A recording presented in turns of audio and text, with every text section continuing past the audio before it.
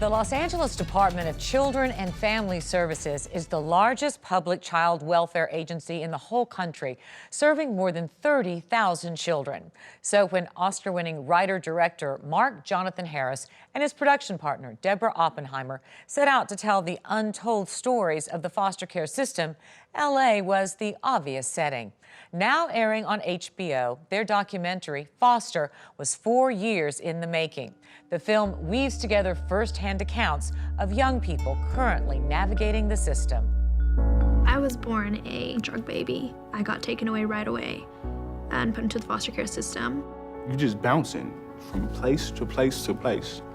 A lot of my youth was spent in the child welfare system, and I hated social workers. Once a kid is taken from their parent, if they didn't have an issue before, they got one now. The system treats everybody the same, but everyone's unique.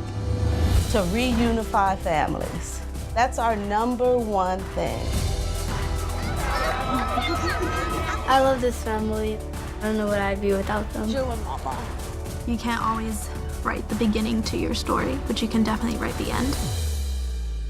Times reporter Christina Scholkoff recently sat down with the filmmakers and 3 of the women featured in the movie. Hi, Christina. Thanks for coming in. Hi, thanks for having me. Listen, I want to remind people who these filmmakers are. Mark Harris and Deborah Oppenheimer won an Oscar in 2000 for their documentary Into the Arms of Strangers, which was about the Kindertransport, which saved a lot of kids from Nazi Germany. This is another labor of love. Tell us about the inspiration. Why tell the story of the foster kids? Well, for the 2 filmmakers, they knew that they wanted to collaborate with each other again after working on that previous project. And finally, the stars aligned for them to explore the foster care system. This was particularly personal for Deborah, since she had kind of taken under her wing an orphan son, an orphan child, who was 6 years old in LA, and kind of nurtured him and guided him throughout his life, and now he's an adult. So she wanted to kind of take a closer look at the foster care system through this documentary. And we said 30,000 kids are served by the system, but there's 18,000 of those who are actually in foster care at any given time, right? And these filmmakers spend a lot of time getting to know those kids. Talk about the process.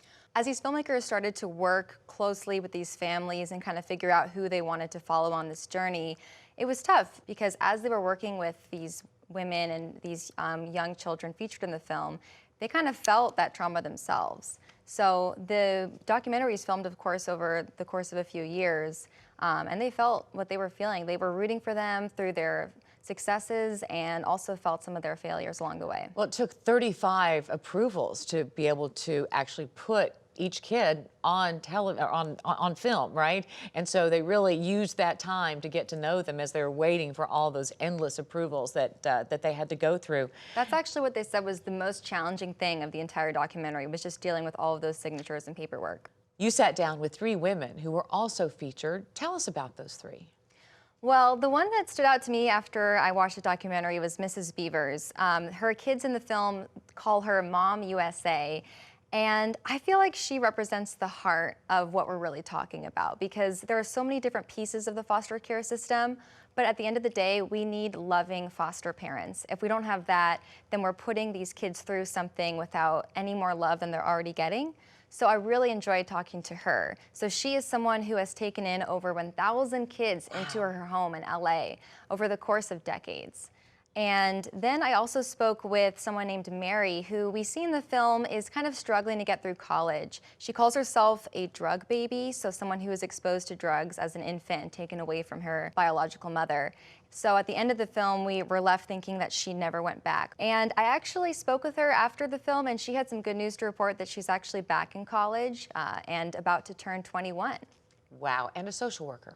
Exactly. So I also spoke with Jessica. It was really hard interviewing her because I could feel her soul coming through when we were talking. Jessica was a teen in the system who also dealt with a teen pregnancy, and she was able to get through that with some of the programs and systems in place for her within the system, and then eventually she transitioned to become a social worker of all things. That's her mission. Tell us about the kids. They're all sorts of different kids in age, in terms of ages, but also in terms of challenges. So in this documentary, we see some really heartbreaking moments. And one of the scenes that I thought was most painful to watch is when we see a young baby who actually has a seizure. She was exposed to cocaine when her mother was pregnant. So we really see up close of the effects of something like that. And I do have also good news to report that that baby has still yet to have any more seizures or health problems since the film has ended. That is good news. And we also see kids in other stages of development, including ones that are trying to transition out of foster care, which is such a difficult time. There are just very few resources for them. When we see some of these teens or young adults trying to transition, it does expose that the foster care system is still a challenge for people as they're approaching age 21, trying to live independently. In the film, there's a full screen that begins the film with a quote from Nelson Mandela that says that there's no keener reflection, basically, of society's soul than the way it treats its children. So after watching this film, what's it say about our society's soul, do you think? Wow, what does it say about our society's soul? That's tough. I think I would just say, I think it shows the hope of our society. I think it shows that you can be any type of person. You can be a college peer helping that youth who's now trying to make it through college and help her study. You can be a parent who takes in a child and actually even adopts that foster child. You can try to look into becoming a social worker like Jessica and trying to represent these children. You can be a legal advocate. So I think when it comes to the soul of society and what it shows, I think it shows what we can be. Oh, thank you so much, Christina. It's hard, but it's hopeful. Times movie critic Kenneth Turan calls Foster an intimate, intensely dramatic film that holds us in its grip like a page-turning novel, except it's all true. Foster is airing this month on HBO.